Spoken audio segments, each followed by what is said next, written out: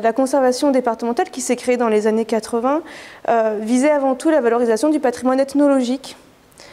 C'est pour ça que nous avons 3 musées de société qui sont centrés autour de 3 pays du département, puisqu'on parle des pays de l'Ain. On a le musée du Bugey-Valromey et le musée du Revermont, qui sont des musées à l'origine associatifs et qui ont été progressivement pris en charge par le département.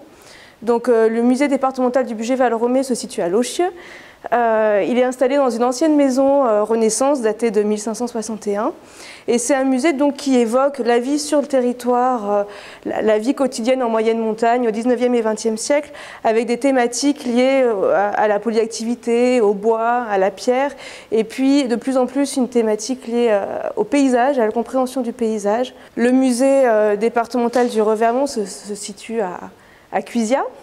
C'est un musée qui est, lui, installé dans une ancienne mairie-école et dont la particularité est d'allier à la fois un musée et un jardin, un potager, verger, conservatoire.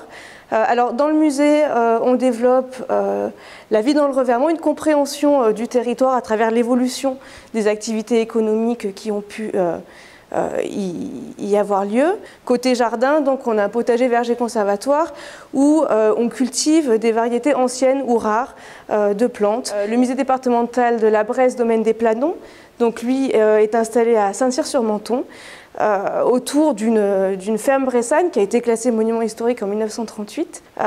Et donc dans ce musée, déjà, on développe bien sûr la thématique de ce monument historique, avec une reconstitution de l'état de la ferme à la fin du XVIIIe siècle, puisqu'en fait nous disposons d'un inventaire après décès qui date des années 1780 et qui nous permet de voir très exactement quels objets étaient à quel endroit. Un musée d'histoire de la résistance et de la déportation, donc, qui est situé à Nantua, dans une ancienne prison 19e siècle. C'est un musée qui est également associatif à l'origine, donc fondé par d'anciens résistants. Dans ce musée, nous développons bien évidemment les thématiques liées, alors plus largement en fait que la résistance et à la déportation.